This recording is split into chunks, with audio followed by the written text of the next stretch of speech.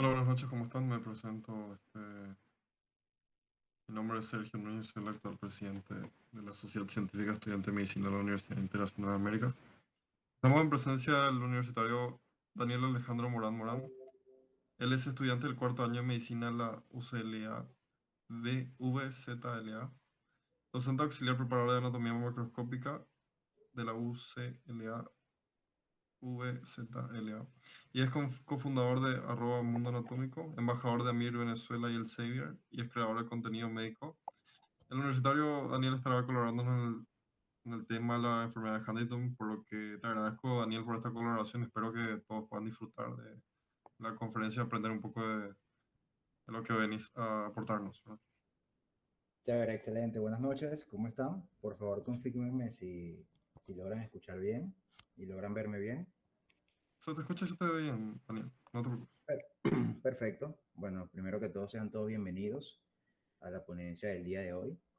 En verdad que para mí es un verdadero placer poder compartir con ustedes el día de hoy un poco de la enfermedad de Huntington, un poco de lo que hemos venido aprendiendo y lo que se ha venido estudiando tanto en mi universidad como las distintas formas de diagnósticas en mi país. Como ya me presentaron, mi nombre es Daniel Alejandro Morán, soy preparador docente de Anatomía Macroscópica 2 en la Universidad Centro Occidental Lisandro Alvarado de Venezuela. Y actualmente formo parte del grupo de embajadores de AMIR, del Elsevier, y formo parte del equipo de Mundo Anatómico. Sin más que decir, vamos a comenzar el día de hoy con esta ponencia. Ok, con respecto al contenido que vamos a tratar el día de hoy, vamos a ver un repaso anatomofuncional tanto de la vía piramidal como de la vía extrapiramidal. Es sumamente importante que podamos dominar la parte anatomofuncional para poder entender la fisiopatología de esta enfermedad. Vamos a hablar sobre las generalidades de la enfermedad de Huntington, hablaremos un poco de la historia de la enfermedad, de dónde surgió y cómo surgió todo esto, así como también vamos a hablar de la fisiopatología, vamos a hablar de la clínica y la semiología de esta enfermedad, de su diagnóstico, tratamiento y cuál va a ser el pronóstico. ¿Okay? Quiero que sepan, muchachos, que las clases me gusta hacerlas muy dinámicas. Me gusta hacer preguntas y de esa manera yo me puedo asesorar que ustedes van prestando atención y que podamos interactuar. ¿Ok? Me parece eso sumamente importante. Así que a lo largo de la clase voy a estar haciendo preguntas y no se preocupen. Pueden comentar, pueden dar la opinión cuando se les pregunte sin ningún tipo de problema. Y al final de la clase vamos a poder aclarar cualquier duda que se pueda presentar a lo largo de la ponencia. Entonces, de forma de repaso, nosotros debemos saber que existen dos tipos de movimientos. Nosotros vamos a tener movimientos que son voluntarios y vamos a tener movimientos que son involuntarios. Cuando hacemos referencia a movimientos voluntarios, estamos hablando de movimientos en los cuales se genera un pensamiento abstracto y luego se realiza una serie de circuitos neuronales, se envían una serie de señales para poder lograr y hacer el movimiento. Es decir, que esos movimientos voluntarios nosotros podemos tener control sobre ellos. Aparte de eso, vamos a encontrar movimientos involuntarios, que como su nombre lo dice, son movimientos que no podemos tener control sobre ellos. A nivel semiológico y a nivel clínico, el término movimientos involuntarios siempre se atribuye a alteraciones motoras, ¿ok? O movimientos patológicos. Y es verdad, vamos a ver que como ejemplo de movimientos voluntarios vamos a tener la corea, las mioclonías, los TIDs, entre otros movimientos involuntarios. Hay un temblor, que hay un temblor patológico como el temblor del Parkinson, que son movimientos involuntarios. Pero es muy importante que nosotros sepamos que también existen otros tipos de movimientos involuntarios que están presentes de forma fisiológica.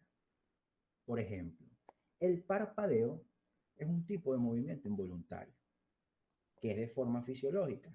Nosotros cuando vamos a parpadear, nosotros no estamos pensando cuántas veces vamos a parpadear o en qué momento vamos a parpadear. Lo mismo sucede con el latido del corazón. Son movimientos que se dan de forma involuntaria, la misma peristalsis o incluso los reflejos. Entonces, a pesar de que siempre atribuimos el término de movimientos involuntarios a la parte patológica, que es verdad, debemos saber que también existen ciertos movimientos involuntarios que tienen cierto comportamiento fisiológico. Entonces, cuando nosotros hablamos de los movimientos voluntarios, vamos a ver que se encuentran regidos por un sistema. ¿Cuál es ese sistema? A ver, los que quieran activar el micrófono. Cuando hablamos de movimientos voluntarios, ¿cuál será ese sistema o cuál será esa vía?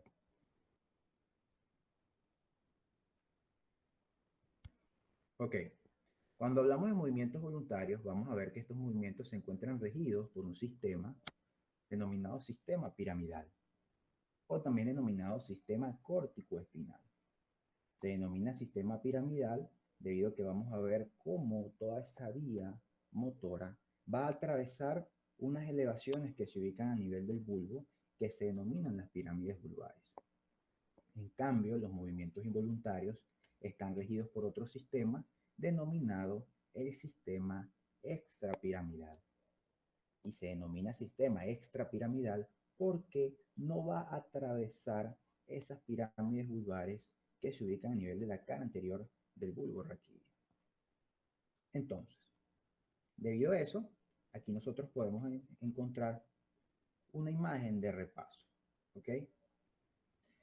Nosotros vamos a ver que si nosotros recordamos, ok, un momento aquí falta una imagen. Ok, falta una imagen aquí. Bueno, podemos verla con esto. Nosotros vamos a ver que como forma de repaso, vamos a encontrar que existe la vía, también conocida como espinal. Esta vía va a comenzar prácticamente a nivel de la circunvolución precentral, o también denominada como circunvolución prerolándica, que también se denomina, según las áreas de Brockman, como el área 4. Vamos a ver que a partir de esa área 4, donde se encuentra este homúnculo, que es el homúnculo de Pienfeld, vamos a ver que nace de las neuronas que se ubican a nivel de esta capa, ¿ok? Específicamente a nivel del área 4. Vamos a encontrar que esas fibras nerviosas van a formar la denominada corona radiada. Esa corona radiada va a comenzar a descender y va a llegar hacia la cápsula interna, que a nivel de la cápsula interna van a atravesar ya sea por el tercio anterior del brazo posterior de esa cápsula interna o a través de la rodilla de la cápsula interna. De hecho, nosotros vamos a ver que existen dos tipos de fascículos. Hay un fascículo que se denomina fascículo córtico-espinal como tal, y este fascículo que es el que vemos aquí distribuido, que se denomina fascículo córtico nuclear. Aquí no podemos ver el fascículo córtico-espinal debido a que es la imagen que no sé por qué no se reproduce en este momento, pero vamos a explicarlo aquí en esta parte. Vamos a ver que, vamos a ver si puedo dibujar aquí. ¿Okay? Vamos a imaginarnos que a partir de aquí vamos a tener las fibras del fascículo córtico-espinal. Estas fibras van a comenzar a descender y van a atravesar el brazo posterior de la cápsula interna, específicamente los 2/3 anteriores. De allí, nosotros vamos a ver que esta vía, vamos a comenzarla desde aquí, va a seguir descendiendo. ¿Ok? Ella va a seguir descendiendo hasta llegar a una porción denominada específicamente como las pirámides vulvares. A nivel de esas pirámides vulvares, nosotros vamos a apreciar una decusación. Ellas se van a decusar a lo contralateral y vamos a ver que van a descender a través de dos fascículos. El 80% de las ramas que decusan van a descender corticospinal, que también se denomina fascículo eh, piramidal cruzado. En cambio, el 10 al 15% van a descender por el fascículo corticoespinal anterior, que también se le denomina como fascículo corticoespinal directo. ¿Okay? Eso es a simple rasgo lo que podemos hablar sobre la vía corticoespinal. Ya vamos a ver qué pasa cuando llegan al segmento medular como tal. Ahora, cuando hablamos de la vía córtico-nuclear, que es esta que estamos viendo acá, nosotros vamos a ver que ella, luego que pasa por la rodilla de la cápsula interna, va a llegar al tronco encefálico. Y a nivel de ese tronco encefálico, ella va a estar distribuida hacia los núcleos motores de los pares craneales. Vamos a ver cómo a nivel del mesencéfalo va a dar una inervación de tipo bilateral para el tercer par craneal y para el cuarto par craneal. Y a nivel de la protuberancia va a dar una inervación igualmente bilateral para el sexto par craneal, para la porción motora del quinto par craneal y para el séptimo par craneal.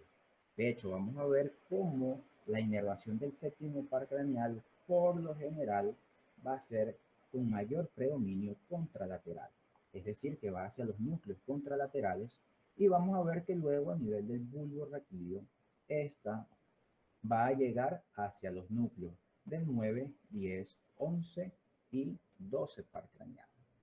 Y hasta aquí va a llegar esa vía córtico-espinal, córtico-nuclear. ¿Okay? Hasta aquí llega esa vía córtico-nuclear. Ahora vemos lo siguiente. Si nosotros imaginamos nuevamente la vía eh, corticoespinal o la vía piramidal, habíamos dicho que esta vía comienza a descender por dos tipos de fascículos. Un fascículo que se denomina córtico-espinal lateral, que desciende por toda la parte lateral de la médula espinal. Y aparte de eso, nosotros vamos a ver que había otro fascículo, que era el fascículo córtico-espinal anterior, que es todo este tipo de, que también se denominaba fascículo piramidal directo. ¿Por qué? Porque aún no se había decurado. Si nosotros recordamos, este fascículo córtico-espinal lateral ya se decusó en la parte superior. Una vez que llega al segmento medular correspondiente, él va a hacer sinapsis con las motoneuronas del asta anterior, específicamente las motoneuronas laterales, y va a proporcionar una inervación preferentemente a los músculos del compartimiento lateral. Ahora, cuando vamos a hablar de este tracto corticoespinal anterior o corticoespinal directo, vamos a ver que él viene de forma directa y aún no se ha decusado, sino que él va a llegar a nivel del segmento medular correspondiente y se decusa para llegar hacia la motoneurona del asta anterior, de igual forma, pero la medial. Y va a dar principalmente la inervación de los músculos de la porción medial. Ahora fíjense lo siguiente. Hay un pequeño fascículo, muy pequeño, que representa aproximadamente entre el 1 o 2%, que él nunca se va a decruzar y que forma el denominado fascículo de Barnes. Y este va a ser sinapsis con la motoneurona del asta anterior ipsilateral de la parte interna.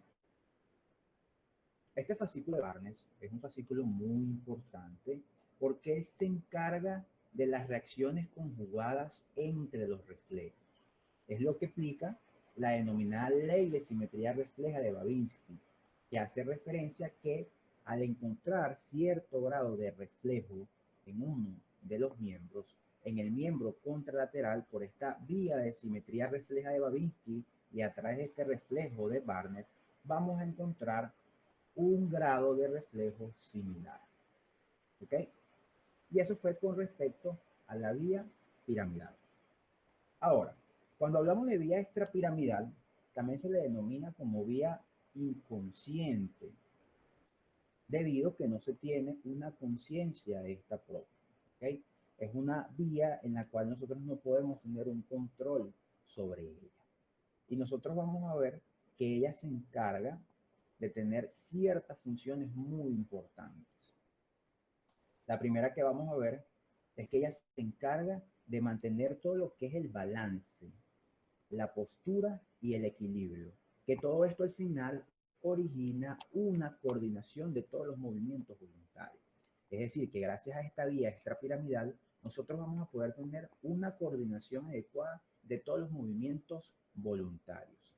Aparte de eso, nosotros vamos a ver que vamos a tener control de movimientos asociados. Y aparte de eso, vamos a tener control de movimientos automáticos. Cuando hablamos de movimientos asociados, un ejemplo característico es el balanceo de los brazos, ¿ok? Que se da en el proceso de locomoción. Ese balanceo de los brazos que se da en el proceso de locomoción es un tipo de movimiento asociado.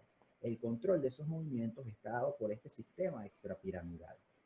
Ahora vamos a tener un conjunto de movimientos automáticos que los vamos a definir o los vamos a distribuir de la siguiente manera.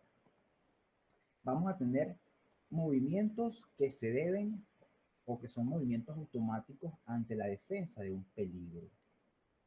Por ejemplo, ustedes imagínense que están en una parrilla y colocaron más gasolina de lo debido. Imagínense que están con a la forma antigua, sin carbón, sino con su leña y con gasolina. ¿Ok? Entonces, imagínense que esa parrilla que está allí, esa leña, agarra mucho más fuego. ¿Qué van a hacer ustedes? Van a hacer esto, ¿verdad?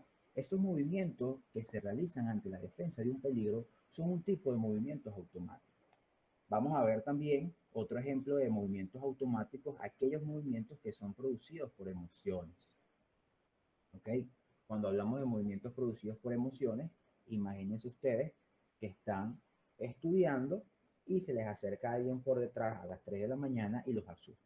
¿Ok? Ustedes se van a sorprender y van a realizar un movimiento automático producido por emociones. Y aparte de eso, vamos a tener otros actos que son actos aprendidos. Por ejemplo, el acto aprendido de manejar bicicleta. Usted no está pensando cómo va a manejar bicicleta en el momento que está manejando bicicleta. El acto aprendido de nadar, música, como la memoria muscular. Cuando hablamos de memoria muscular, es un movimiento automático y un acto aprendido que tienen muchos músicos. Lo podemos ver, por ejemplo, en pianistas que tienen la facilidad de tocar cualquier pieza, cualquier sinfonía, cualquier obra con los ojos cerrados sin mirar las teclas y sin mirar la partitura. Eso se debe ya a una serie de movimientos aprendidos, movimientos automáticos que se realizaron debido a la constancia práctica, a la constante práctica y dedicación por el estudio de tal obra. Entonces, otra cosa muy importante que vamos a ver con respecto a esta vía extrapiramidal va a ser el control del tono muscular. ¿Ok? Esto es muy importante. Entonces, si recordamos, coordinación de movimientos voluntarios, control de movimientos asociados y automáticos, y vamos a tener el control del tono muscular. Ahora bien, si nosotros tenemos una lesión a nivel de todo el sistema extrapiramidal, nosotros podemos encontrar diversos hallazgos clínicos. ¿Y cuáles van a ser estos hallazgos clínicos? Van a ser los siguientes. Lo primero que podemos tener, como ella se encarga de la coordinación de los movimientos voluntarios, podemos tener la presencia de alteración en la calidad de movimientos. Es decir, que cuando vamos a realizar un movimiento, no se deba o no se realice de forma armónica. Que es por eso que nosotros vamos a ver que muchos pacientes con lesiones de la vía extrapiramidal no tienen una adecuada coordinación de la realización de los movimientos. Otra cosa muy importante también va a ser alteraciones del tono muscular porque dijimos que se encarga de regular el tono muscular. Entre estas alteraciones del tono muscular, nosotros vamos a tener la rigidez. Y esto quiero hacer énfasis aquí porque es algo muy importante. A nivel semiológico, cuando hablamos del término rigidez, estamos haciendo referencia a lesión de vía extrapiramidal, ¿ok? Ahora, cuando hablamos del término hipertonía, estamos haciendo principalmente referencia a lesión de la vía piramidal. Esto es importante que ustedes sepan. Cuando se habla del término hipertonía, se hace referencia a vía piramidal. Y cuando se habla del término de rigidez, se hace referencia a la vía extrapiramidal. Y aparte de rigidez, también podemos tener hipotonía.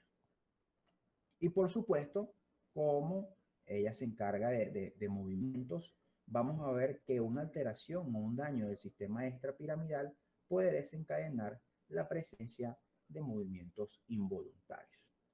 Estos movimientos involuntarios patológicos, como van a ser la corea, la tetosis, la mioclonías, entre otros. Entonces, ¿qué es importante que ustedes sepan?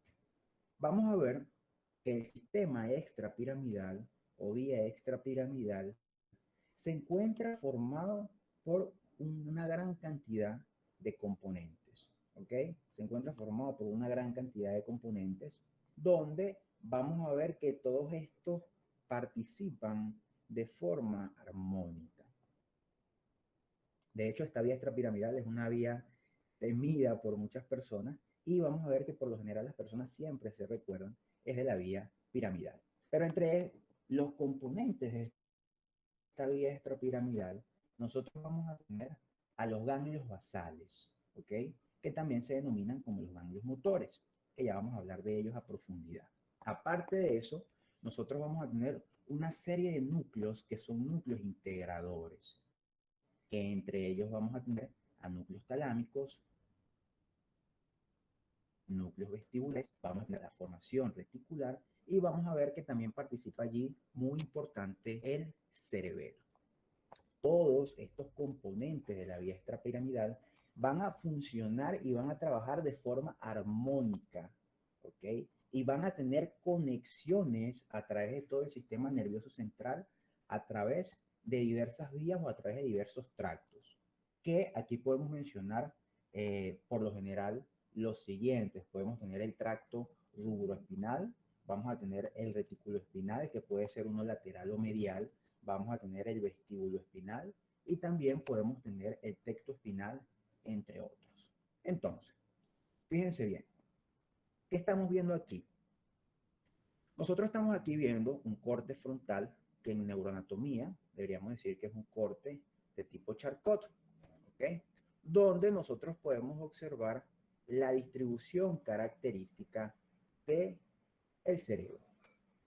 Vamos a ver que en la parte de la periferia, en la parte más superficial, se encuentra conformado por sustancia gris, que es toda esta que vemos acá, que esta sustancia gris es la que va a formar esa corteza cerebral. En profundidad de esa sustancia gris, nosotros vamos a ver todo esto que vemos acá, que es sustancia blanca. Que esa sustancia blanca no es más nada menos que esos axones, esas neuronas que están a nivel de esa capa superficial o de esa corteza. Pero aún más a profundidad, vamos a encontrar otros acúmulos de sustancia gris. Es decir, vamos a encontrar acúmulos neuronales que van a formar los ganglios basales o núcleos basales como lo establece la nomenclatura internacional. ¿Y qué vamos a encontrar? Entre los ganglios basales, muy importante, vamos a tener la presencia del cuerpo estriado, que este cuerpo estriado se encuentra conformado por el núcleo caudado y el putamen, ¿ok? En este caso estamos observando aquí principalmente la cabeza del núcleo caudado. Aparte de eso, también aquí podemos observar al tálamo, vamos a observar también el glóbulo pálido, que si nosotros recordamos, este globo pálido tiene una porción interna y tiene una porción externa. Vamos a tener también muy importante al núcleo subtalámico y a la sustancia negra. ¿Okay? Entonces, todos estos componentes van a funcionar o van a actuar de forma armoniosa para poder llevar a cabo las funciones de la vía extrapiramidal.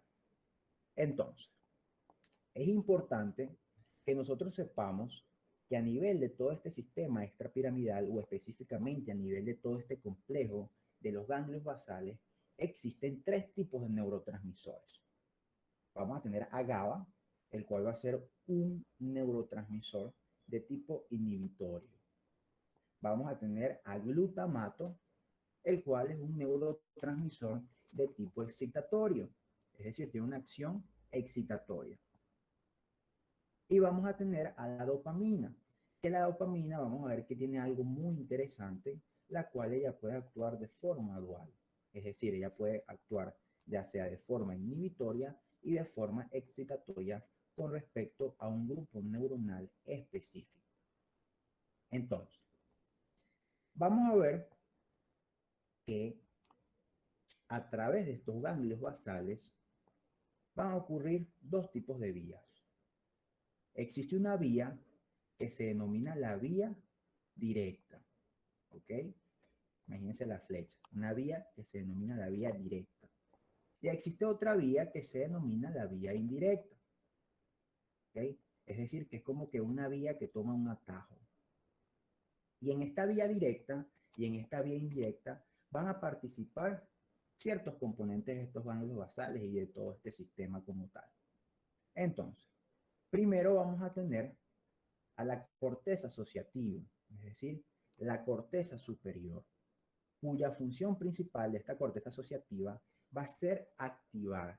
Tiene una función activadora. Ella permite activarnos tanto al caudado como al putamen, que si nosotros recordamos, este caudado y el putamen conforman el cuerpo o el núcleo estriado.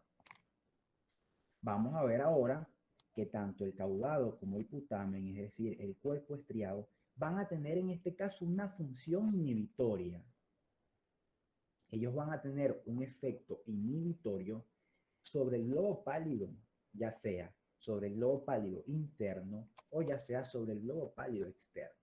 Y aparte de eso, tienen una función inhibitoria sobre la sustancia negra reticular. Vamos a ver que entonces este globo pálido, específicamente el globo pálido interno y esa sustancia negra reticular va a tener otra función, que esa función va a ser la de inhibir al tálamo. Inhibir al tálamo. Y vamos a tener que el otro globo pálido que tenemos acá, que es el globo pálido externo, que se encontraba inhibido por el cuerpo estriado, su función como tal va a ser inhibir al núcleo subtalámico. Su función como tal va a ser estimular. ¿A quién? Estimular al globo pálido interno y a la sustancia negra reticular. Entonces es muy importante que ustedes tengan en cuenta esto que está acá, que es cada una de las funciones que cumple cada uno de estos constituyentes que forman parte de la vía directa y de la vía indirecta. Entonces, vamos a tener la corteza asociativa, la cual tiene una función estimuladora. Ella me estimula tanto al caudado como al putamen. Vamos a tener al caudado y el putamen que juntos forman el cuerpo estriado y ella lo que van a hacer es que tiene una función inhibitoria, ya sea sobre el globo pálido interno y sobre el globo pálido externo, pero también tienen una función inhibitoria sobre la sustancia negra reticular. Y vamos a tener a nuestro globo pálido interno y a nuestra sustancia negra reticular, que es lo que hace es inhibirnos al tálamo. Si nosotros inhibimos al tálamo, vamos a inhibir, vamos a ver más adelante, que se va a inhibir la corteza primaria, la corteza motora primaria, por lo cual no va a haber movilidad. Y vamos a tener nuestro globo pálido externo, cuya función iba a ser inhibir el núcleo subtalámico. Y este núcleo subtalámico iba a ser o iba a tener una función estimuladora. ¿A quién? Al globo pálido interno y a la sustancia negra reticular. Entonces, vamos a ver que debido a esto podemos tener la presencia de dos vías. Tenemos una vía que se denomina vía directa y vamos a tener una vía que se denomina vía indirecta. Que yo les dije, la vía directa es la que no toma atajos, pero la vía indirecta sí toma atajos. Cuando nosotros estamos hablando de vía directa, es una vía la cual tiene la función de transformar una idea abstracta, es decir, un pensamiento en la realización del mismo, es decir, en la realización del movimiento. Nosotros estamos pensando, ¿ok? Realizar un movimiento, agarrar tal objeto, cualquier objeto, y vamos a ver que estamos pensando en una idea abstracta. Ahora, todo ese circuito, toda esa activación que conlleva a la realización de tal movimiento se da gracias a la vía directa. Entonces, ¿cómo funciona esta vía directa? Vamos a ver que todo comienza a través de una estimulación de la corteza asociativa. ¿Ok? Esta corteza asociativa se estimula, por lo cual aumenta su actividad. ¿Ok? Aumentó la actividad de la corteza asociativa. Si nosotros recordamos que la corteza asociativa iba a tener una función activadora, ¿qué va a hacer ella? Va a llegar y nos va a activar al caudado y al putamen, que en conjunto forman el cuerpo estriado. Por lo cual el caudado y el putamen van a aumentar su actividad.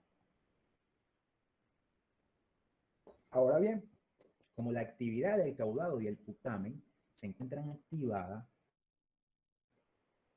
cuya función principal de este iba a ser una función inhibitoria, nosotros vamos a ver que me inhibe al globo pálido interno y a la sustancia negra. De esta manera, nosotros vamos a ver que, como se encuentran inhibidos, disminuye su actividad. Y como disminuye su actividad, ya no va a tener casi efecto inhibitorio, porque yo tengo inhibido a este globo pálido interno y a esta sustancia negra. Por lo cual, él no va a poder inhibir al núcleo talámico y este, ¿qué va a hacer? Va a aumentar su actividad. Al momento que la actividad de este aumenta, recordemos que si yo estimulo al tálamo, por supuesto voy a estimular a la corteza motora. Entonces aumento la actividad de la corteza motora suplementaria, lo cual estimula a su vez la actividad de la corteza motora primaria para que se realice la realización, valga la redundancia, del movimiento. Entonces, aquí nosotros podemos ver un video, ¿ok? Vamos a ponerlo por aquí, para que ustedes vean un poco cómo puede participar o cómo puede actuar esta vía directa, cómo a través del pensamiento de una idea abstracta se puede llevar a la realización de un movimiento. Entonces, vamos a ver. ¿Ok? Miren cómo hay la realización de un movimiento y hay un paso de una idea abstracta a la realización de un movimiento como tal. ¿Ok? Vamos a reproducirlo otra vez. Y podemos ver aquí también cómo hay un trabajo de coordinación muy importante, el cual pone en manifiesto una de las funciones de la vía extrapiramidal. Entonces, en conclusión, nosotros podemos decir que esta vía, la vía directa, es una vía que va a promover el movimiento. ¿Ok?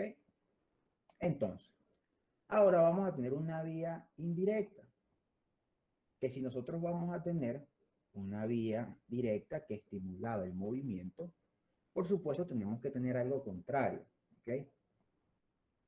Aquí nosotros vamos a encontrar que esta vía indirecta va a poder permitir inhibir movimientos involuntarios durante la realización de movimientos voluntarios. ¿Ok? Por ejemplo, el corte con un bisturí es un movimiento que necesita bastante precisión y por esto nosotros vamos a ver que hay una activación de la vía indirecta. Por ejemplo, también cuando se juega tenis de mesa, vamos a ver que es un deporte que se necesita mucha precisión y que no se necesitan movimientos torpes que puedan alterar el juego. Entonces, ahora, ¿qué pasa con la vía indirecta? Que es muy importante que podamos entender esto para comprender la enfermedad. Vamos a ver que en la vía indirecta hay un aumento, ¿verdad? Igualmente de la actividad de la corteza asociativa. Como ya sabemos, esta corteza asociativa me activa al caudado y al putamen, aumentando su actividad, que si nosotros recordamos este caudado y el putamen, él tenía un efecto inhibitorio, ya sea sobre el globo pálido interno, pero también sobre el globo pálido externo. y vamos a tener un efecto inhibitorio, por lo cual este globo pálido externo se encuentra inhibido.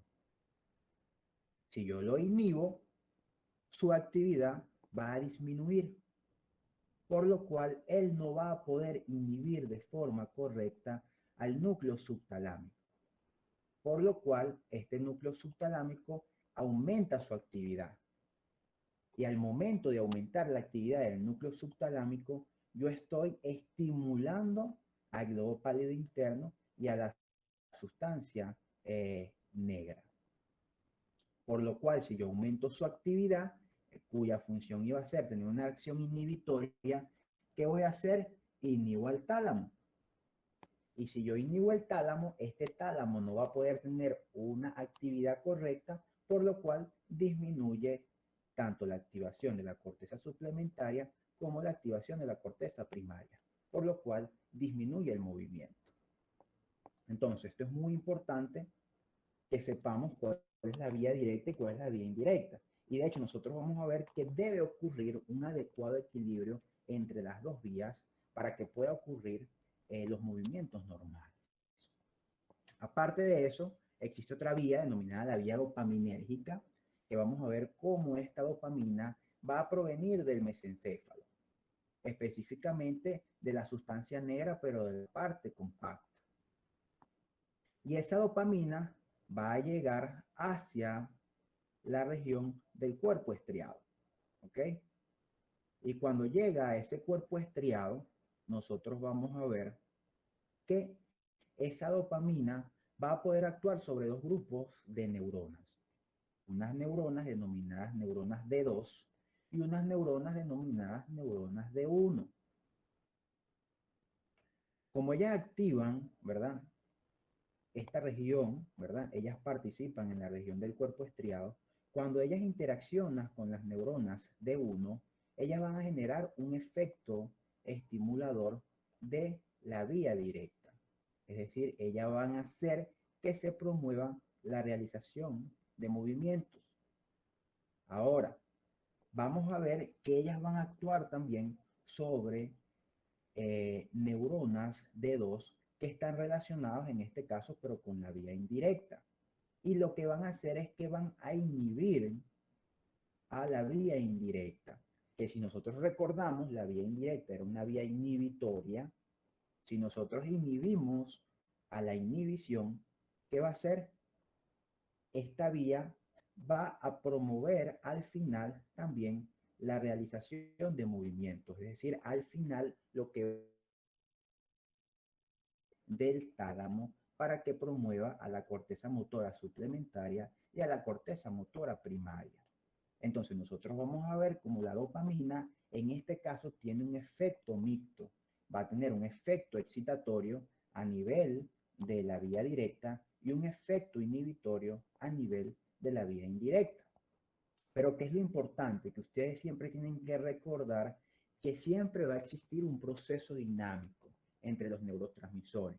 Eso es un proceso que cumple una homeostasis, es un proceso cambiante donde va a haber un balance entre la dopamina, entre el glutamato y entre GABA. Entonces, una vez que hemos visto tanto la vía directa como la vía dopaminérgica como la vía indirecta, podemos ver lo siguiente. Aquí nosotros estamos observando otra vez un corte de tipo Charcot. Entonces, nosotros tenemos que imaginar lo siguiente. Vamos a imaginar que por alguna u otra razón, ¿ok? Ocurre un daño a nivel de los ganglios de la base. ¿Ok? Vamos a imaginar que ocurrió un daño a nivel de esos ganglios de la base. Obviamente, si yo genero un daño a nivel de los ganglios de la base, nosotros vamos a ver que van a existir alteraciones o daños de estas dos vías que hemos visto hace un momento, ya sea de la vía directa o ya sea de la vía indirecta. ¿Por qué? Porque estas se encuentran reguladas es por esos ganglios basales. ¿Ok? Y estas alteraciones de la vía directa o de la vía indirecta van a originar un grupo de enfermedades cuya denominación es enfermedades cinéticas. Cuando yo hago referencia a enfermedades cinéticas, estoy haciendo referencia a enfermedades del movimiento. Y nosotros la podemos dividir en dos tipos de enfermedades, en enfermedades hipocinéticas y en enfermedades hipercinéticas. ¿Ok? En las enfermedades hipocinéticas vamos a ver que hay una disminución y va a haber un enlentecimiento de los movimientos, de la movilidad del paciente. En cambio, en las enfermedades hipercinéticas, nosotros vamos a ver que va a haber un aumento del movimiento e incluso vamos a ver una mayor presencia de movimientos anormales. Vamos a ver que en cada uno de estos grupos de enfermedades va a predominar una vía sobre la otra. Cuando hablamos de enfermedades hipocinéticas, va a predominar la vía indirecta, que si recordamos, esto iba a ser una vía inhibitoria, por lo cual disminuye la movilidad. Ahora, cuando hablamos de enfermedades hipercinéticas, estamos haciendo referencia a un predominio de la vía directa. Esta iba a ser una vía que se encuentra relacionada con la movilidad, por lo cual nosotros vamos a ver que se produce una alteración que promueve la realización de movimientos. En este caso vamos a ver la aparición de movimientos involuntarios. Nosotros vamos a ver que como ejemplos de enfermedades hipocinéticas donde hay una disminución de la movilidad, vamos a tener a la enfermedad de Parkinson, ¿ok? Donde vamos a encontrar que esta enfermedad, como todos sabemos, se caracteriza porque hay una hipertonía, ¿ok? Específicamente una rigidez porque se ve una lesión de la vía extrapiramidal, vamos a encontrar una rigidez, vamos a encontrar que estos pacientes tienen por lo general una marcha característica como la marcha parkinsoniana, ellos van a estar inclinados hacia adelante, ellos van a dar pasitos cortos y ellos van a tener una presencia de un temblor que se denomina temblor en reposo. Aparte de eso, nosotros vamos a ver un temblor característico en las manos que se denomina temblor en cuenta de monedas. Ahora, como ejemplo de enfermedades donde predomina la vía directa, es decir, enfermedades hipercinéticas, nosotros vamos a encontrar a la enfermedad de Huntington, que va a ser la enfermedad protagonista del día de hoy. ¿Ok? Nosotros vamos a ver que aquí en esta enfermedad van a predominar la presencia de unos movimientos involuntarios o unos movimientos anormales denominados movimientos coreicos, ¿ok? Que se denominan movimientos danzantes, donde vamos a ver la presencia de movimientos anormales sin ningún sentido, arrítmicos en este paciente, que permiten, ¿ok? Observar en algunos casos como si el paciente se fuera a caer, pero la aparición de otro movimiento involuntario al momento genera un aumento de esa sustentación y evita la caída del mismo. Entonces, ¿qué es importante recordar? Que si nosotros alteramos esos ganglios basales, vamos a generar enfermedades cinéticas y que esas enfermedades cinéticas podemos tener hipocinéticas como tal, donde predomina la vía indirecta y desencadena el Parkinson. Y vamos a tener enfermedades hipercinéticas donde va a haber un predominio de la vía directa y vamos a encontrar a la enfermedad de Huntington. Entonces, ahora sí, es muy importante haber recordado todo eso que estábamos viendo allí para poder comprender como tal la fisiopatología de la enfermedad. Muy, muy importante porque muchas veces nosotros nos recordamos esas cosas. Entonces, al entender de dónde viene todo y al entender la funcionabilidad normal de cada una de las vías, podemos entender y comprender las alteraciones fisiopatológicas. Entonces, vamos a tener la enfermedad de Huntington, también conocida como la Corea de Huntington, o también conocida por algunos autores como el mal de San Vito. Entonces, nosotros vamos a ver que esta enfermedad de Huntington, la Corea de Huntington, Corea o mal de San Vito, es una enfermedad neurodegenerativa. ¿Ok? Se produce una degeneración de uno de los componentes de esos ganglios basales. ¿Ok? nosotros vamos a ver que va a generar una disfunción de esos ganglios basales y de esa corteza cerebral, lo cual va a generar la característica propia o la clínica del paciente. Vamos a ver que esta enfermedad de Huntington va a tener un carácter hipercinético, es decir, va a haber un aumento en la movilidad o en la realización de los movimientos, y que esta se caracteriza por ser una enfermedad genética de tipo autosómico dominante, que afecta al cromosoma 4 y va a tener una característica muy importante, y es que esta enfermedad se caracteriza por ser de penetrancia completa. ¿Ok? Cuando hablamos de penetrancia completa, quiere decir que todo ese genotipo se va a manifestar en un 100% al fenotipo. Recordemos que el fenotipo iban a ser las características físicas de esa persona, las características físicas que se pueden observar. Entonces, toda alteración, todo este genotipo alterado que tenga ese paciente, se va a manifestar físicamente, fenotípicamente. Nosotros vamos a ver, ¿ok?, que esta enfermedad ataca, ¿ok?, o afecta de forma similar tanto a hombres como mujeres. ¿Ok? Ella va a afectar de forma similar tanto a hombres como mujeres y tiene, ¿ok?, una fecha o una edad de aparición principalmente a nivel de la cuarta década. Sin embargo, se han encontrado apariciones, ya sea más tardías de la enfermedad, como apariciones prematuras en zonas endémicas, que ya vamos a hablar un poco de ellas. Vamos a encontrar, de hecho, enfermedad de Huntington de adulto temprano. Vamos a tener enfermedad de Huntington adolescente o juvenil e incluso infantil, ¿ok?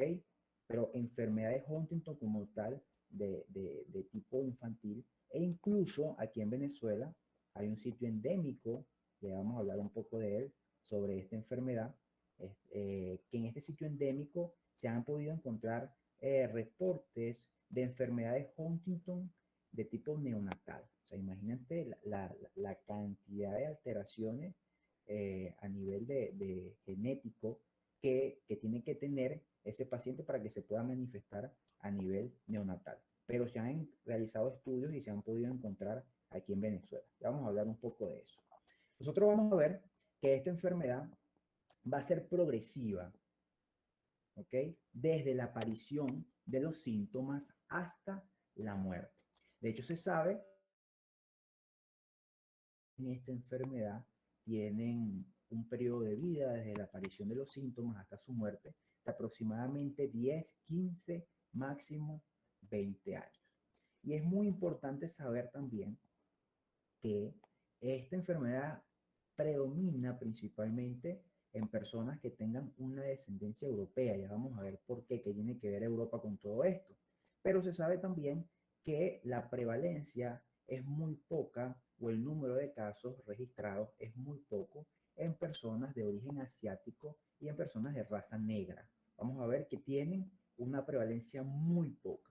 Entonces, vamos a ver que esta enfermedad predomina principalmente a nivel de Europa, toda la región de Europa. De hecho, el origen de la enfermedad, como vamos a ver más adelante, comenzó en Europa Central.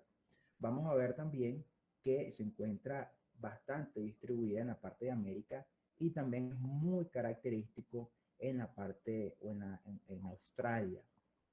Vamos a ver que se pueden encontrar aproximadamente de 5 a 10 pacientes por cada 100.000 habitantes. Sin embargo, vamos a encontrar que a nivel mundial se encuentran diversos sitios endémicos donde podemos encontrar esta enfermedad de Huntington de forma endémica. Uno de ellos va a ser la isla de Tasmania, una región de Escocia y en Venezuela. ¿Ok? Vamos a encontrar que en Venezuela hay un sitio cercano al lago de Maracaibo que se denomina la región de Barranquitas. De hecho, hay otro sitio muy cercano que se denomina la región de San Luis, donde es uno de los sitios donde hay más pacientes con enfermedad de Huntington a nivel mundial. De hecho, es una zona endémica de esta enfermedad, donde se han podido encontrar, ¿verdad? 700 casos por cada 100.000 habitantes. Imagínense, si este era el estimulado a nivel mundial, imagínense cómo es que a nivel de esta zona endémica se han encontrado 700 casos por cada 100.000 habitantes. De hecho, en últimos estudios realizados por la Unidad de Genética Médica de la Universidad del Zulia en el año 2014, se pudo observar que para esa fecha íbamos a tener la presencia de 2.500 pacientes. ¿Ok? De hecho, aquí traigo unas fotografías para que ustedes puedan ver un poco cómo es esa región o cómo podemos observar los pacientes en esa región. Vamos a ver que de hecho a esa región, a esa zona de Barranquitas y de San Luis, se le denominaba, o actualmente también algunas personas le denominan, como la zona apocalíptica. ¿Por qué? Porque vamos a ver que en todas las calles vamos a ver pacientes con esta enfermedad. Vamos a ver, más adelante hablaremos de la clínica, pero vamos a ver que en las calles, como podemos observar acá, se observan constantemente familias repletas con casos de esta enfermedad. ¿Okay? Esta es una ciudad sumamente, una región o un poblado, mejor dicho, sumamente pobre, de muy bajos recursos, que de hecho siempre ha quedado como que en el olvido y que por eso también se le denomina la zona apocalíptica por la presencia de la gran cantidad de pacientes con enfermedad de Huntington. Más adelante vamos a ver cómo surgió esto aquí eh, en esta zona, cómo se originó esto de forma endémica. De hecho, como podemos ver acá, aquí vamos a ver una paciente con enfermedad de Huntington, la cual tiene un inicio juvenil. ¿Okay? Esto se debe a que como es una zona endémica, es una zona donde predomina esta enfermedad, eh, hay mayor porcentaje o hay mayor posibilidad de presentar diversas manifestaciones o diversas presentaciones de esta enfermedad de Huntington. Nosotros vamos a ver más adelante que hay estudios que establecen que a medida de que hayan mayores repeticiones de forma genética, y vamos a ver un poco de eso, a medida que haya mayor número de copias de esta alteración genética, se ha asociado con una aparición más temprana de la enfermedad. Es por eso que de hecho aquí en Barranquitas se han podido reportar 2 o 3 casos de enfermedad de Huntington en neonatos. Y nosotros vamos a ver que esta enfermedad como tal tiene una tríada característica, es decir, tiene 3 características clínicas y semiológicas que ayudan al diagnóstico de esa enfermedad. La primera es que vamos a observar la presencia de una disfunción motora. Que esta disfunción motora se observa por la presencia de movimientos anormales, que son movimientos involuntarios, que son específicamente los movimientos coreicos. Vamos a ver también la presencia de un declive, una disminución cognitiva, y vamos a tener trastornos psicológicos y también trastornos psiquiátricos. Entonces es importante que ustedes tengan de una vez en cuenta esta triada, una triada característica de la enfermedad de Huntington: disfunción motora, declive cognitivo, y vamos a ver trastornos psicológicos y psiquiátricos. Ahora bien, un poco sobre la historia. Me parece que es muy interesante estudiar un poco sobre la historia de cada una de las enfermedades. Y no solamente de las enfermedades, sino de cada una de las estructuras anatómicas cuando se hace referencia a anatomía, debido a que muchas veces su origen o su historia nos dan razón de su funcionabilidad. Por ejemplo, el término de Corea proviene de la palabra griega que la palabra choreia, vamos a ver que para la época significaba danza. Y de hecho el significado de la palabra Corea es danza. ¿Cómo originó todo esto o cuáles son los primeros reportes que se tienen de esta enfermedad? Todo comienza a nivel de la Edad Media, ¿ok? Específicamente cuando estaba la epidemia de la peste bubónica. Para esa época, según la historia, eh, a las afueras de la iglesia de una aldea, específicamente la aldea, se encontraron un grupo de jóvenes. Se tiene pensado que eran aproximadamente entre 18 o 20 jóvenes, los cuales comenzaron a danzar. ¿Okay? Para esa época, el párroco de dicha iglesia, cuando sale y ve dichas danzas, él se vio, ¿verdad? Se vio ofendido y los maldijo. Y para esa época se le denominaba la manía danzante. Y según los datos históricos, se establece que a partir de esa maldición, estas personas tuvieron la presencia de estos movimientos anormales hasta un año después, donde desaparecieron. Ese fue el primer reporte de movimientos coreicos o de movimientos. Más adelante, ¿okay?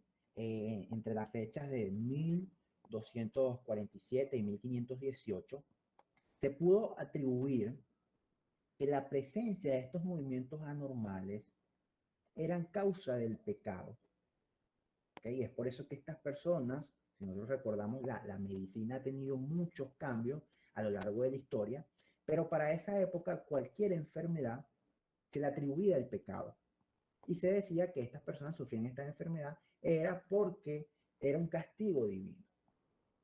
Para esa época, la única cura de la enfermedad de Huntington era la realización de un peregrinaje a los ermitas de los santos protectores. ¿Cuáles eran esos santos protectores en aquella época? San Juan, San Antonio y San Vito. De todos estos, al que más tenían devoto era San Vito. ¿Ok? San Vito era un santo adolescente de los bailarines, el cual era muy devotado, ¿ok? Por los alemanes y por los escoceses.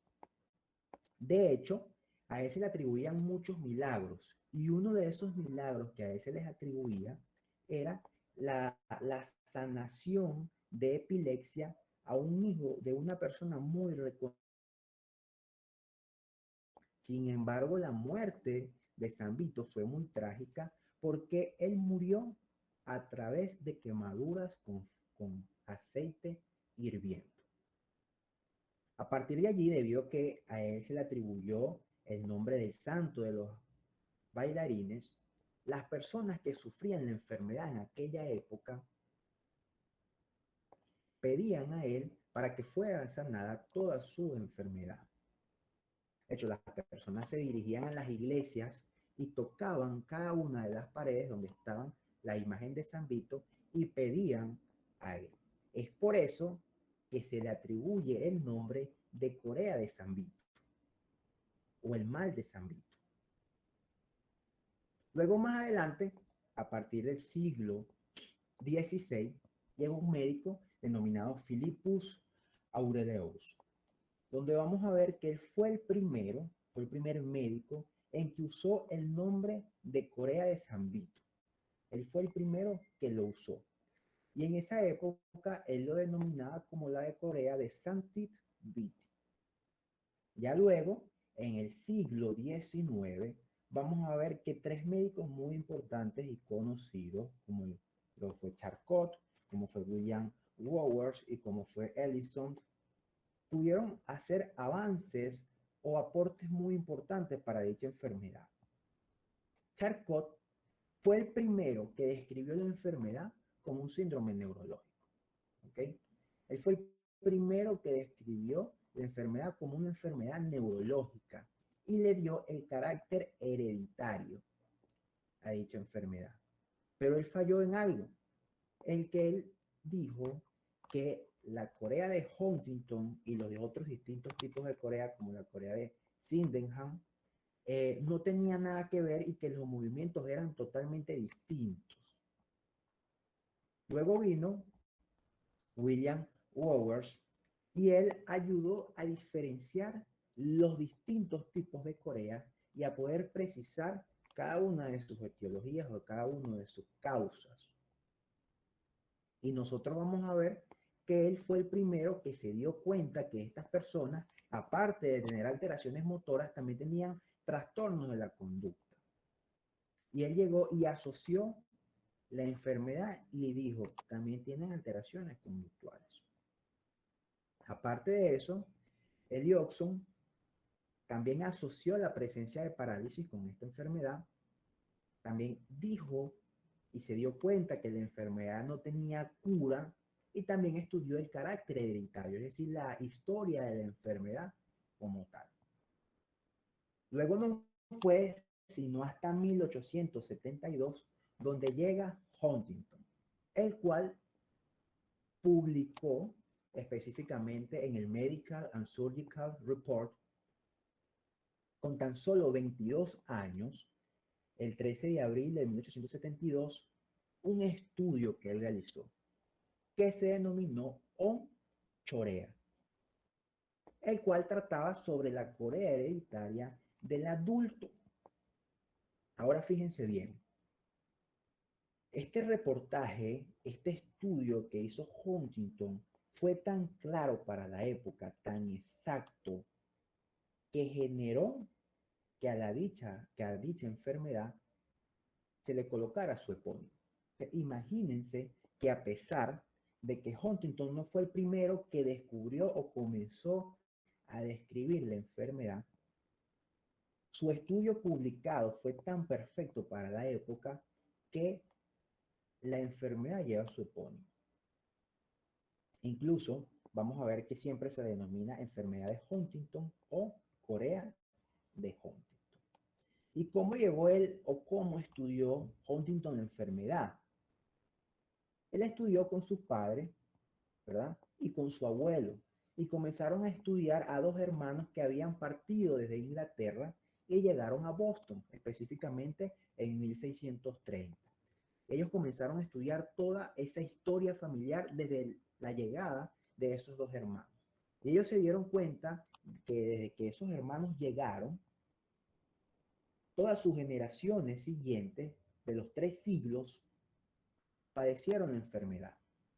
¿Okay? Y él se comenzó a dar cuenta que esto tenía una alteración de tipo hereditario.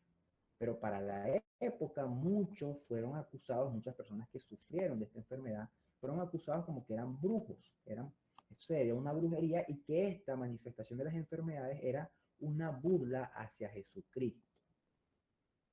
Luego de eso, vamos a ver que se fue avanzando poco a poco en el estudio de la enfermedad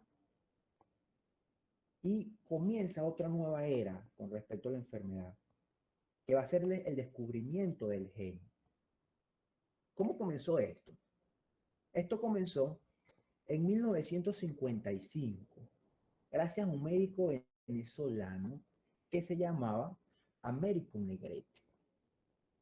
Américo Negrete era un profesor de la Cátedra de Propedéutica Clínica de la Universidad del Zulia y en esa época estaba haciendo su rural en el pueblo o en la población de San Luis, que queda cerca de la parte de Barranquitas, tienen mucha relación.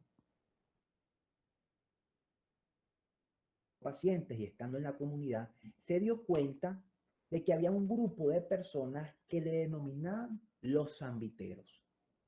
Estas personas para la época eran personas muy peligrosas, eran personas que no tenían ley y que no tenían acceso a cualquier tipo de salud, de servicio de salud, y eran discriminados. Él, debido a eso, comenzó a estudiar de forma profunda la enfermedad y publicó un libro con un estudio realizado a 68 pacientes, ¿verdad?, con enfermedad de Huntington. A pesar de que la enfermedad de Huntington ya se sabía, y si habían estudios, él fue el primer médico que ayudó o que descubrió la enfermedad en Venezuela. Y él a nivel de ese libro pudo concluir que había un carácter autosómico dominante, que había movimientos denominados coreicos y que producía también la presencia de demencia. Para la época, imagínense ustedes, fue tildado de loco. Le dijeron que era loco y lo dieron de todos sus cargos en dicha universidad. Luego de eso, como no tenían pruebas contra él, lo volvieron a contratar.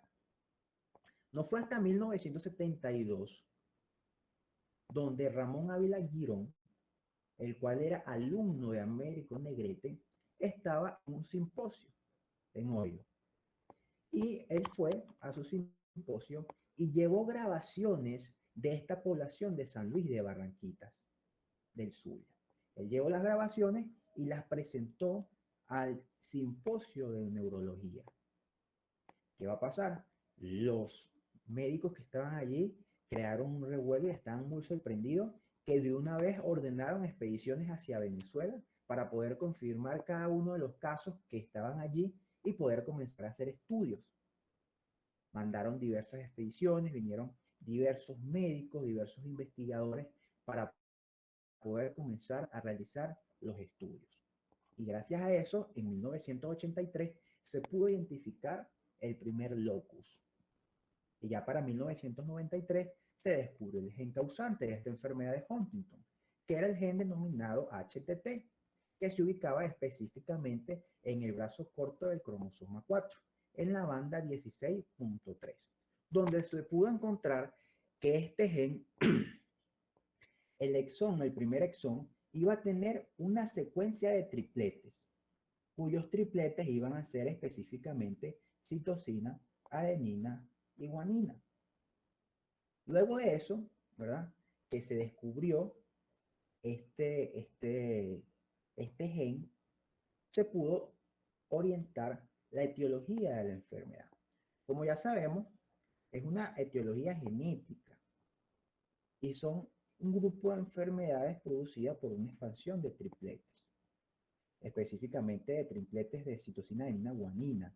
Nosotros vamos a ver que ella está dentro de las 10 enfermedades neurodegenerativas producidas por esta expansión de estos tripletes.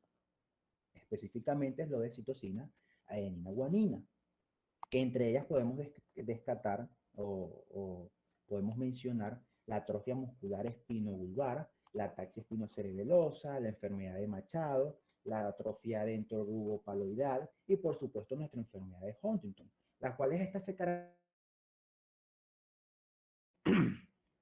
un carácter autosómico dominante y tienen, en este caso de enfermedad de Huntington, una penetrancia completa. De hecho, nosotros vamos a ver que también hay muchas enfermedades genéticas que se deben a expansiones de tripletes, pero otros tipos de tripletes, por lo menos el triplete guanina, adenina, adenina, la cual origina la ataxia de Friedreich. Vamos a tener citosina, guanina, guanina, donde vamos a tener el síndrome de X frágil, ¿ok? Vamos a tener también la distrofia miotónica, entre otros. Entonces, esta expansión de los tripletes se daba por una mutación de tipo expansiva, que es una mutación producida, ¿verdad?, por esa repetición de los tripletes de citosina, adenina, guanina. Y este tipo de mutación se le denominó mutaciones dinámicas, ¿ok? O también se le denominaban mutaciones inestables.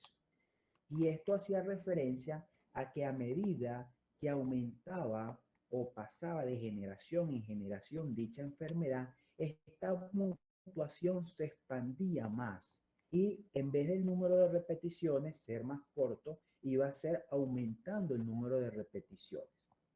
Entonces, una vez que se encontró esta mutación, se pudo ver que era específicamente en el primer exón del gen que se descubrió en 1993, que era el gen HTT, que como sabemos se ubicaba específicamente en el brazo corto del cromosoma 4 en la banda 16.3.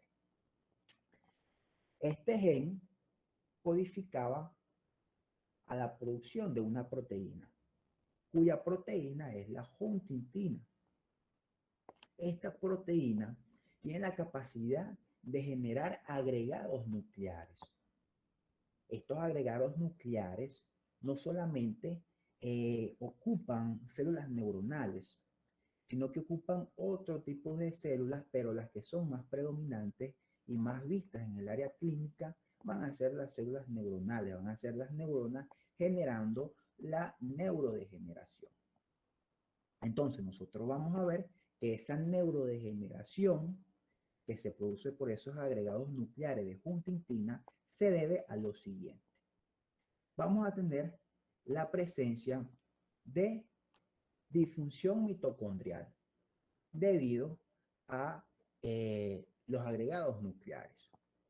Vamos a tener también la presencia de estrés oxidativo y vamos a tener también a su vez una excitotoxicidad, una apoptosis y una inflamación. Es importante que ustedes sepan lo siguiente. Normalmente este pedacito o esta sección de ADN se repite, pero se repite solamente de 10 a 35 veces. Cuando ya esta secuencia de ADN se comienza a repetir por arriba de ese límite, es que se comienza a manifestar, ¿ok?, la enfermedad en un futuro. Vamos a ver que se puede repetir desde 36, incluso 80, 100, 120 veces. Y según estudios, se ha podido concluir que a mayor número de repetición, mayor, o más temprana va a ser la aparición de la enfermedad. Sin embargo, ¿ok?, aquí hago una pregunta. Nosotros podemos predecir con exactitud el momento tal cual de aparición de los síntomas del paciente. No lo vamos a poder predecir. No hay la manera de predecirlo. ¿Ok? No se puede. Podemos saber a través de estudios genéticos y moleculares si cierta persona que es sintomática, que no es sintomática, está en el periodo presintomático, si tiene el gen y en algún momento va a manifestar la enfermedad. Pero no podemos predecir con exactitud el momento de aparición de los síntomas. Sin embargo, según los estudios genéticos que se han realizado en gran cantidad de pacientes, como dije hace un momento, se ha observado que en pacientes juveniles, en pacientes infantiles con enfermedad de Huntington per se, iban a tener mayor cantidad de repeticiones, ¿verdad?, de esa triada, de ese triplete, en comparación con los pacientes que tenían una aparición más tardía o en la edad de la cuarta década. Entonces, por eso es que se atribuye que hay estudios que establecen que a mayor cantidad de repetición se asocia con una aparición más temprana de la sintomatología de la enfermedad. Entonces, ¿cómo va a ser esa anatomía patológica o cómo vamos a ver esos cambios también neurobioquímicos en este paciente que tiene Huntington? Nosotros vamos a ver lo siguiente. Aquí estamos viendo otra vez un corte Charcot de una persona sana, es decir, de una persona sin enfermedad. Fíjense cómo podemos observar aquí nuestro cuerpo calloso y vamos a ver aquí estas astas, ¿ok?, que son astas de los ventrículos laterales. Y esto que tenemos acá, por supuesto, como estamos viendo, a nuestra cabeza del núcleo caudado. Podemos ver por aquí también el tálamo y mire, parece un gatito. ¿Qué vamos a hacer aquí? Los bigotitos. Bueno, ¿qué es lo importante que ustedes sepan? Que así vamos a observar un paciente con Huntington. ¿Qué vamos a observar en anatomía patológica? Nosotros vamos a ver que hay una atrofia marcada, ¿ok? Hay una atrofia marcada a nivel de la corteza, ¿ok? Vamos a comparar esta corteza que está acá con esta corteza. Vamos a ver una atrofia bien marcada, una atrofia bien marcada. Y aparte de eso, nosotros vamos a ver, fíjense aquí donde teníamos la cabeza del núcleo caudado, vamos a tener una atrofia de la cabeza del núcleo caudado. E incluso esta atrofia puede ir expandiéndose y comprometer otros ganglios basales. Y esta atrofia de la cabeza del núcleo caudado va a generar esto. un aumento de tamaño, un gran tamaño específicamente de las astas frontales de los ventrículos laterales. Entonces, miren el tamaño aquí de estas astas y miren aquí el tamaño de estas astas, como son muy grandes, ¿ok? Son muy grandes y esto se debe a esa atrofia que ocurre a nivel de la cabeza del núcleo caudado. Entonces, en anatomía patológica, ¿qué es lo importante que vamos a ver? Vamos a ver una atrofia, ya sea del núcleo caudado, principalmente, que forma el cuerpo estriado, y de la corteza. Entonces, vamos a ver que esa degeneración y esa atrofia, ¿verdad? De ese cuerpo estriado van a ser principales de las neuronas que participan en la vía indirecta. ¿Ok? Si nosotros recordamos, la vía indirecta era una vía inhibitoria, pero las neuronas que participaban, ¿verdad? De estar allí generando el efecto inhibitorio de la vía indirecta, se mueren, se degeneran. Hay una atrofia debido a la enfermedad, debido a ese proceso de neurodegeneración. Por lo cual, nosotros vamos a ver que disminuye GABA. Y si disminuye GABA, yo no voy a poder activar esa vía indirecta. Porque aparte de que si disminuye GABA, también se va a disminuir la enzima sintética, que específicamente va a ser la descarboxilasa del ácido glutámico. Entonces, ¿qué es lo importante que ustedes vean? Que en la fisiopatología como tal de la enfermedad, vamos a ver lo más característico que van a ser las discinesias. ¿Qué son las discinesias? Son los movimientos anormales o movimientos involuntarios. Y estas discinesias o movimientos anormales o involuntarios se van a producir por esa degeneración del estriado, de las neuronas del estriado, específicamente la subpoblación GABA encefalina. Por eso decimos que se pierde GABA. Y si nosotros recordamos, esta subpoblación GABA encefalina era lo importante de poder codificar esa vía indirecta, la vía que dijimos que tomaba el atajo. Entonces, ¿qué vamos a ver? Vamos a imaginarnos lo siguiente. Aquí tenemos nuestro cuerpo, ¿verdad? Nuestro cuerpo, nuestro cuerpo estriado, núcleo estriado, y vamos a dañar a las neuronas, ¿verdad? Específicamente la subpoblación GABA encefalina. Por eso tenemos aquí la lesión por ese cuchillo. Entonces, se lesionan esas neuronas y se va a perder el efecto inhibitorio que tenía esa vía indirecta.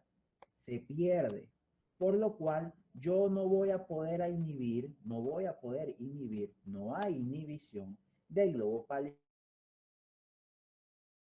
Por lo cual, si yo no puedo inhibir al globo pálido externo, ¿qué va a pasar con él? Aumenta su actividad porque no hay nadie que lo regule. Él está ahí haciendo de las suyas. Entonces, ¿qué va a pasar? Tiene su efecto aumentado, que su efecto es un efecto inhibitorio, por lo cual inhibe al núcleo subtalámico. Y como inhibe al núcleo subtalámico, ¿qué va a pasar? Este disminuye su actividad. Por lo cual, ¿qué va a pasar? Él no va a poder activar al globo pálido interno y a la sustancia negra reticular. ¿Y qué va a pasar? Este disminuye su actividad. Y si disminuye su actividad, no va a poder inhibir el tálamo. Por lo cual, ¿qué pasa con ese tálamo? Se desbloquea, por así decirlo. Se activa el tálamo y si nosotros recordamos, al activarse el tálamo, se activa la corteza motora y esto que hace que se promueva la movilidad.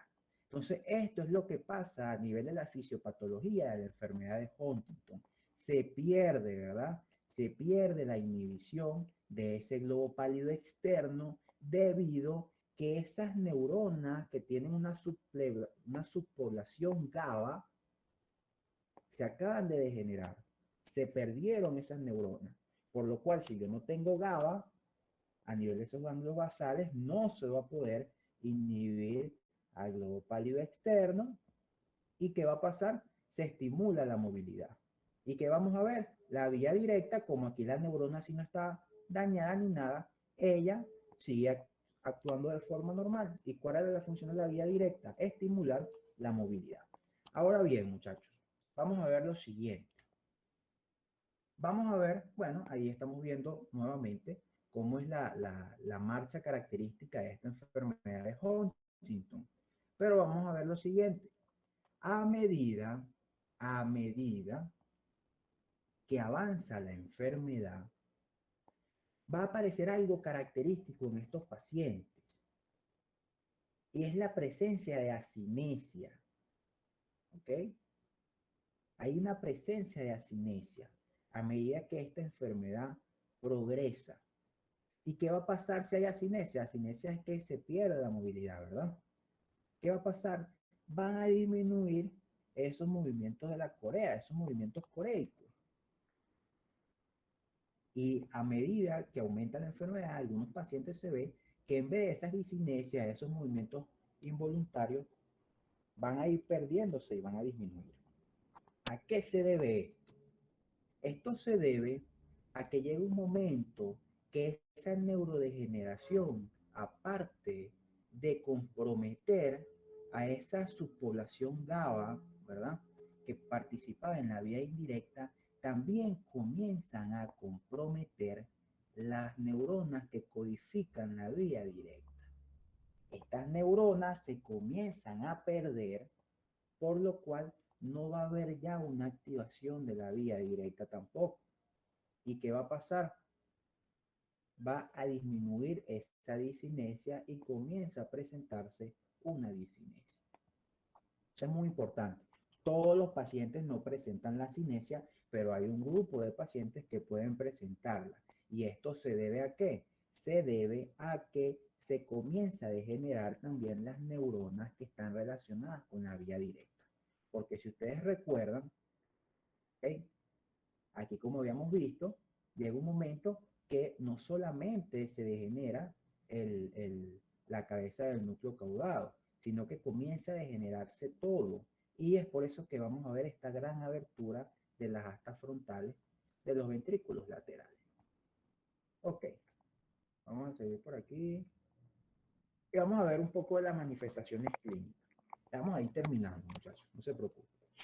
Habíamos dicho la triada perfecta, ¿verdad? La triada perfecta para diagnosticar esta enfermedad. Dijimos la presencia de trastornos motores, trastornos psiquiátricos o psicológicos, y vamos a tener también trastornos cognitivos. Vamos a ver que entre los trastornos motores se encuentra la presencia de movimientos coreicos, que estos movimientos coreicos, como lo hemos dicho, eran movimientos en forma de danza. Miren aquí cómo está el niñito, ¿verdad?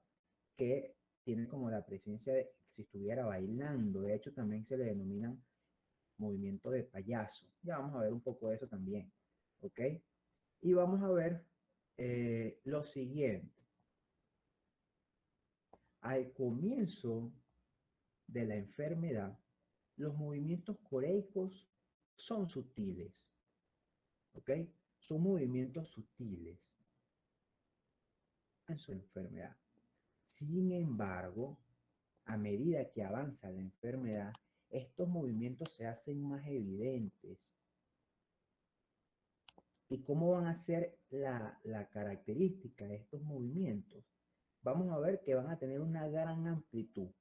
Son movimientos que tienen gran amplitud de los miembros, ¿verdad? Ya sean miembros superiores o miembros inferiores, y que esta gran amplitud es favorecida también por la presencia de hipotonía.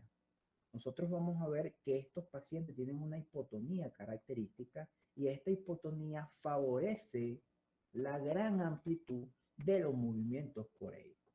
Estos son movimientos desordenados, no siguen un patrón común, por lo cual se dicen que son movimientos irregulares, son arrítmicos y no tienen finalidad. Al principio de la enfermedad, estos movimientos se asocian con la realización de movimientos voluntarios. ¿Qué quiero decir con esto? El paciente cuando induce la marcha o cuando mueve un miembro, aparecen los movimientos involuntarios. Sin embargo, a medida que progresa la enfermedad, se han podido también asociar la presencia de estos movimientos coreicos sin estimulación, ¿ok? O sin realizar movimientos voluntarios. ¿En dónde afectan principalmente estos movimientos? Vamos a ver principalmente aquí a nivel de la raíz de las extremidades. Es por eso que podemos ver que estos movimientos también van a tener una gran amplitud, ¿ok? Repercuten en la raíz de las extremidades. Y vamos a ver que también en la cara, vamos a ver que estos pacientes tienen gran movilidad, lo que se denomina muecas o reflejos a nivel de la cara.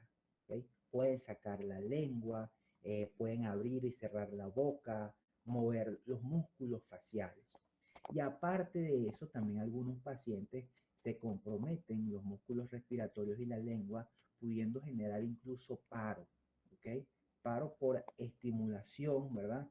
De los músculos respiratorios o incluso asfixia por estimulación de los músculos de la lengua, que puede haber una, una, una, una obstrucción por la lengua. Entonces, la hipotonía característica que dijimos que iba a ayudar a la gran amplitud de estos movimientos, y vamos a tener la hiperreflexia. Esta hiperreflexia es característica en algunos pacientes que vamos a ver, e incluso vamos a ver que esta hiperreflexia puede tener la presencia de Babinski, de este reflejo de Babinski, que si recordamos es uno de las características o signos de piramidalismo, pero vamos a tenerlo aquí presente en esta enfermedad de Huntington. Es muy importante saber también que estos movimientos desaparecen con el sueño. Es una característica principal de los movimientos coreicos, que ellos van a desaparecer con el sueño. Aparte de eso, nosotros vamos a ver que la corea puede presentarse en todo el cuerpo o puede presentarse en la mitad de un cuerpo solamente. Incluso puede ser a un miembro como tal y denominarse monocorea cuando afecta solamente un miembro.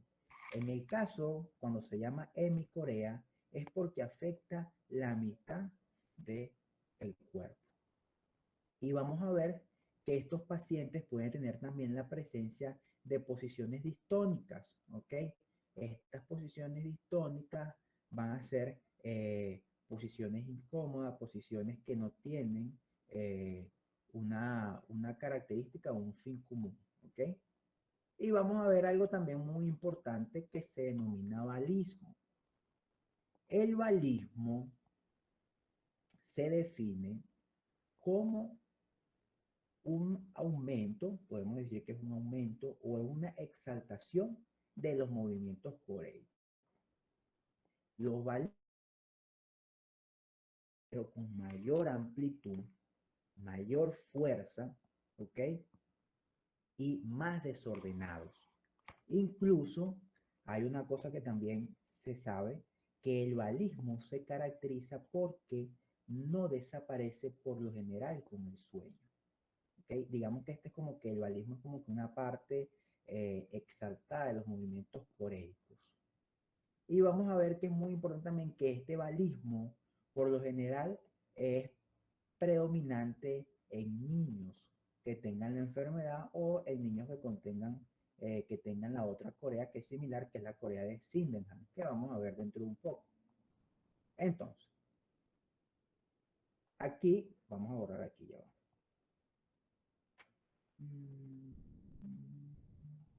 Ok, aquí vamos a ver un paciente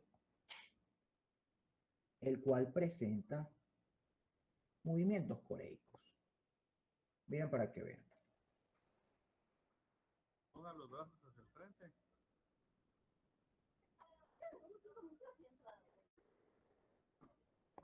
Cierre los ojos.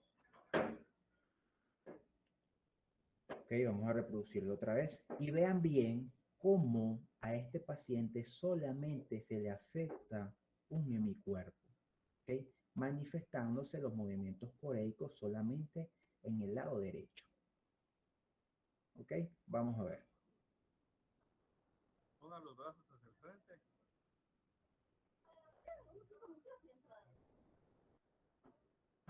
Cierre los ojos. Excelente. ¿Ok? Aparte de eso, también hay otros tipos de trastornos motores. Hay unos trastornos que son trastornos de la movilidad ocular. En algunos pacientes, la movilidad de los ojos, del globo ocular como tal, disminuye hasta llegar prácticamente a una parálisis. Y esto se debe parte a la hipotonía de los músculos oculares y en cierta parte también atrofia de los músculos oculares. Otra cosa también muy importante es que vamos a encontrar incoordinación, es decir, vamos a encontrar una ataxia, vamos a tener alteraciones del lenguaje y alteraciones de la deglución de este paciente. Y podemos encontrar la presencia también de incontinencia urinaria, pero en la fase terminal. Vamos a ver que también existen un signo que es característico a nivel psicológico de estos pacientes, que es el signo del ordeñador. Este signo se le ordena al paciente que mantenga los puños de las manos cerrados por un periodo largo de tiempo. Nosotros vamos a encontrar que estos pacientes tienen la imposibilidad, no pueden mantener la mano cerrada por mucho tiempo, no pueden. Y lo que realizan de respuesta va a ser una abertura y un cierre constante de la mano, ¿ok? Una abertura, es decir, una flexión y una extensión de los dedos de la mano. Y es por eso que se le denomina el signo del ordeñador, porque hace semejanza a los movimientos que se realizan para el ordeño de una vaca. En los niños, en cambio, nosotros vamos a ver que en los niños existe algo que puede aparecer que es el baile de los tendones. Principalmente aparece en los niños, donde se observa que hay unas contracciones súbitas y continuas en los tendones musculares. Aparte de eso, observamos la marcha de club o la marcha de payaso, donde vamos a ver que es la marcha que hemos venido hablando desde el inicio de la enfermedad. Es una marcha donde hay movimientos, ¿verdad? Que son movimientos irregulares, son movimientos no rítmicos, sin un fin común, que se manifiestan cuando el paciente va a comenzar a realizar el proceso de locomoción. Incluso, como ustedes pueden observar, hay momentos en que parece que el paciente se fuera a caer, porque son movimientos muy ondulantes del tronco, pero automáticamente aparece otro movimiento compensatorio que evita que este paciente se caiga. Sin embargo, hemos visto también como hay pacientes que se caen, pero hay esta característica como tal. Y si nosotros observamos la fase del paciente, la cara, vamos a ver que hay unas contracciones de los músculos faciales observándose mímicas características. Podemos ver también la presencia de abertura y cierre de los párpados, movimiento de los labios, y todo esto se asocia. Ahora bien, muchas veces estos movimientos coreicos pueden tener similitud con los tics, que son otro tipo de movimientos involuntarios. ¿Okay? Hay tics que son de gran amplitud, los cuales se pueden confundir con movimientos coreicos. Semiológicamente hay una forma de poder diferenciarlos y poder descartar uno del otro. Y es que se le ordena al paciente que realice una cuenta o comience a contar en intervalos, bueno, 2, 4, 6, 8, 10, 12, etcétera. Esa eh, simple examen va a hacer que los movimientos coreicos aumenten o se manifiesten. En cambio, con los tics los va a suprimir. Entonces, eso es algo muy importante también que se puede hacer como diagnóstico diferencial con respecto a los movimientos. Ahora bien, habíamos dicho que existían trastornos psiquiátricos. Y estos trastornos psiquiátricos son muy importantes porque muchas veces son el primer síntoma que tiene el paciente antes de la aparición de movimientos involuntarios. Esto ha generado a nivel mundial en muchos pacientes que sean intervenidos en centros psiquiátricos. ¿Ok? ¿Y qué va a pasar? Luego se dan cuenta cuando aparecen los movimientos motores que se debe a una enfermedad de Huntington. Entre los trastornos psiquiátricos vamos a tener cambios de personalidad, vamos a tener la depresión, y tenemos ilusiones, alucinaciones, cuadros esquizofrénicos, podemos encontrar apatía, podemos encontrar disminución de la libido, obviamente, que qué ánimo va a tener ese paciente, vamos a tener trastornos del sueño y la tendencia al suicidio. Esta tendencia al suicidio es muy, ¿okay? Cumple un gran rango en estos pacientes debido a la depresión que ellos presentan o experimentan por la manifestación clínica de la enfermedad. Con respecto a los trastornos cognitivos, vamos a tener alteración de la memoria reciente y vamos a tener la demencia, que esta demencia se va a manifestar principalmente por una pérdida o un déficit de atención y con una bradifrenia, es decir, que va a haber un pensamiento lento. ¿Ok? Encontramos otra Corea que se denomina Corea de Sydenham. Esta Corea de Sydenham, para hablar brevemente, para que ustedes sepan y puedan llevarse un poco de esta también, es la causa más frecuente de Corea en niños a nivel mundial. Nosotros vamos a ver que esta tiene un origen autoinmune, debido a que van a haber anticuerpos que van a reaccionar contra los ganglios de la base. Y esta respuesta o esta activación autoinmune que genera una alteración de los ganglios de la base, por lo general se debe luego de infecciones respiratorias altas, específicamente causadas por Streptococcus beta hemolítico del grupo A. Y estas infecciones respiratorias altas que pueden ser desencadenantes de esa reacción autoinmune a nivel de los ganglios basales se asocia principalmente a dos enfermedades. La primera, a la fiebre reumatoide en un 44%. Pacientes con fiebre reumatoide pediátricos, vamos a ver que hay un 44% de de capacidad, ¿verdad? Un 44% de que pueda presentarse como complicación una corea de Sydenham, debido a que estos pacientes luego agarran una infección respiratoria alta por un Streptococcus beta hemolítico y esto genera una respuesta inmune que ataca a los ganglios de la puede asociar muchos el lupus eritematoso sistémico, pero en menor proporción, solamente un 11%. Vamos a ver que esta puede afectar tanto a niños como a niñas, pero tiene mayor predilección o se asocia más que todo al sexo femenino en niños. Es más frecuente que aparezca en niñas. De hecho, vamos a ver ahorita el ejemplo que coloco aquí. Y aquí como vemos, y ustedes, si ustedes investigan un poco, van a ver que las fotografías por lo general lo asocian al sexo femenino. Vamos a ver que la clínica, que es una clínica muy similar a la Corea de Huntington, solamente que el origen o la causa va a ser distinta.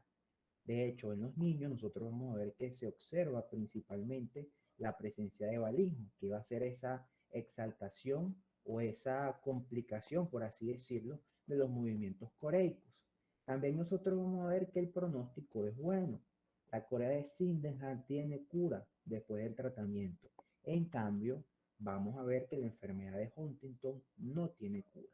Y esto es una diferencia muy importante que la pueden preguntar de hecho en los exámenes. Una diferencia es que la Corea de Sydenham tiene cura, pero la Corea de Huntington no tiene cura.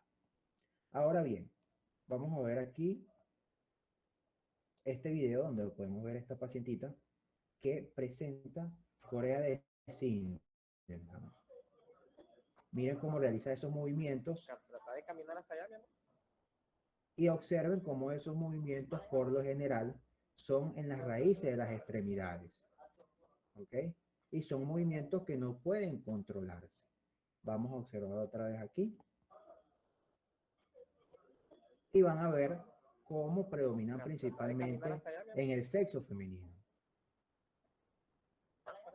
Y como ya sabemos, el pronóstico de esta Corea de Sydenham es bueno porque si se trata, puede, y por lo general, el 80-90% de los casos eh, no deja secuela.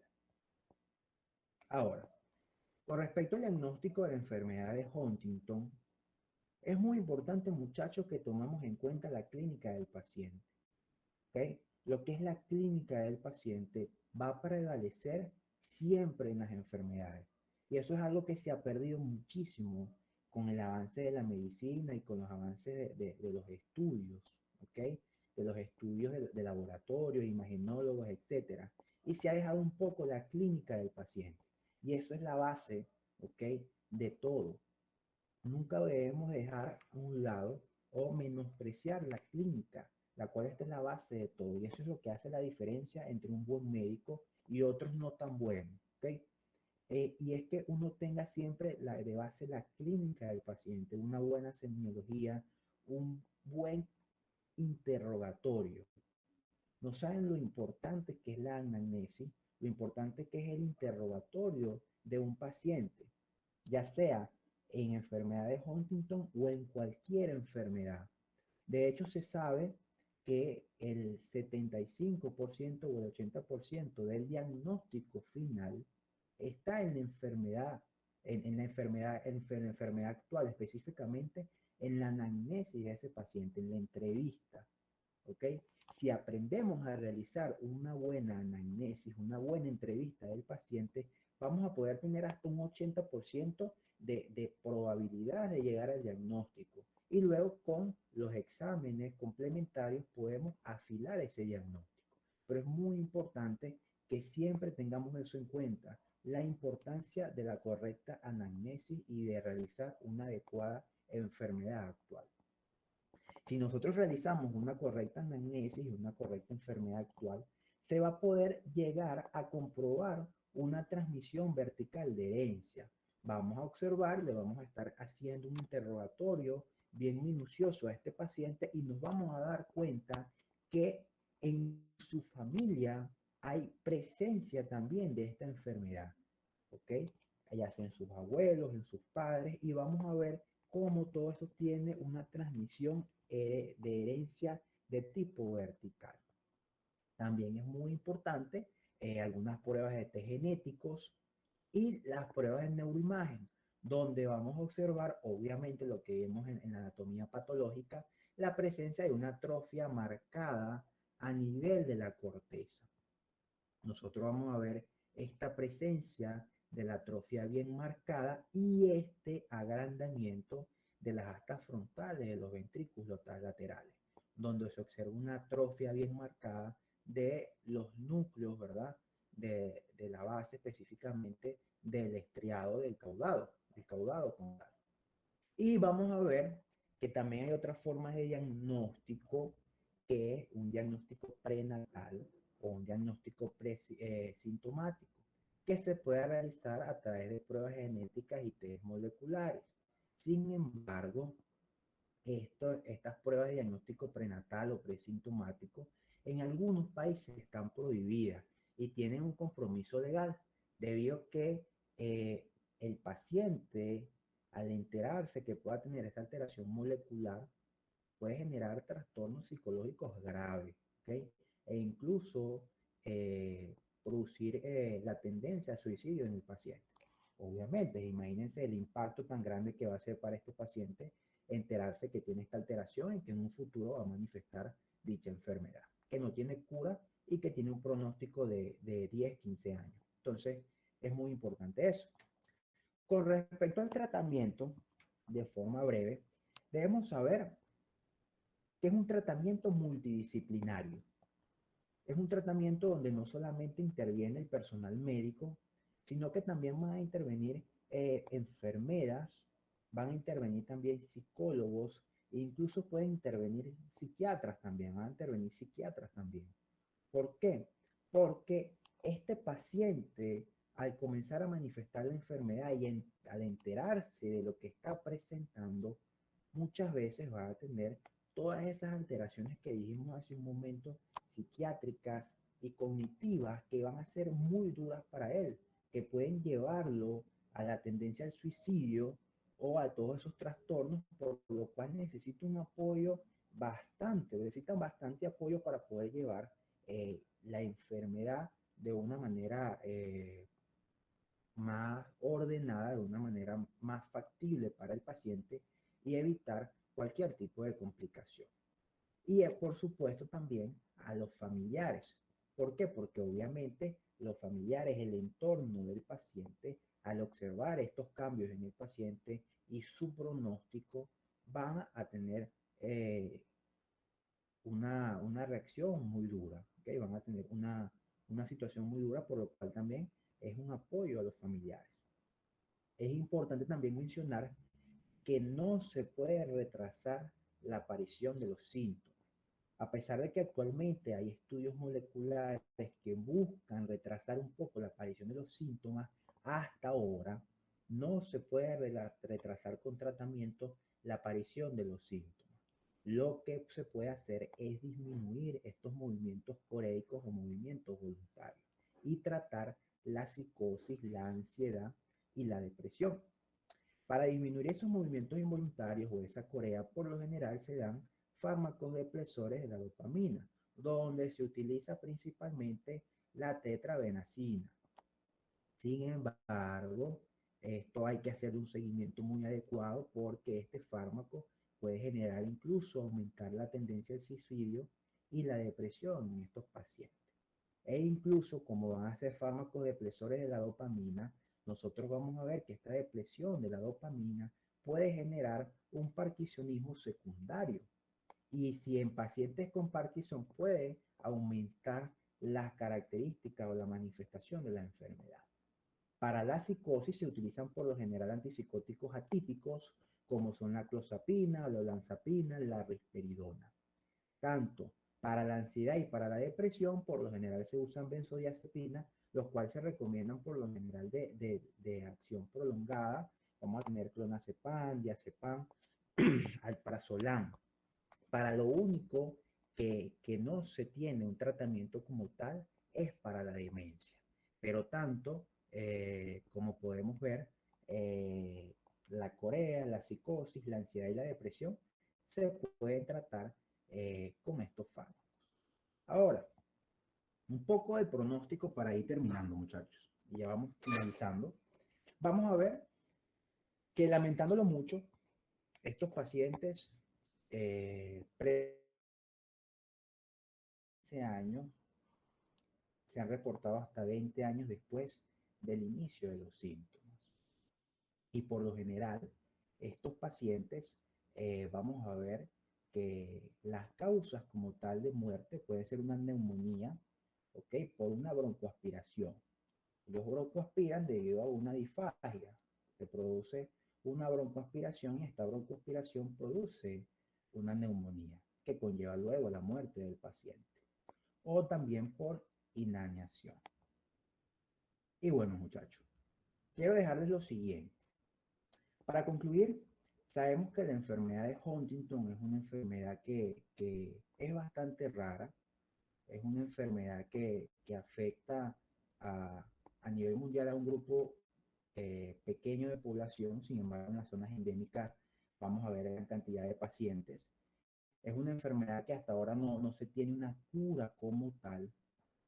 Sin embargo, no se debe dejar de estudiar, ¿ok? No se debe dejar de estudiar la enfermedad y tratar de buscar una cura, ya sea para esta y para todas las enfermedades, debido a que de lo imposible se levantó la medicina y de ese imposible que se levantó la medicina, nosotros vamos a ver que se estableció como ciencia. Por eso quiero dejarles este pensamiento que es de Alicia en el País de la Maravilla, que dice que la única forma de lograr lo imposible es creer que sí es posible. Y bueno, muchas gracias. Espero que les haya gustado. Y bueno, cualquier duda, estamos para servirles. Excelente, Daniel. Estuvo bastante interesante la conferencia.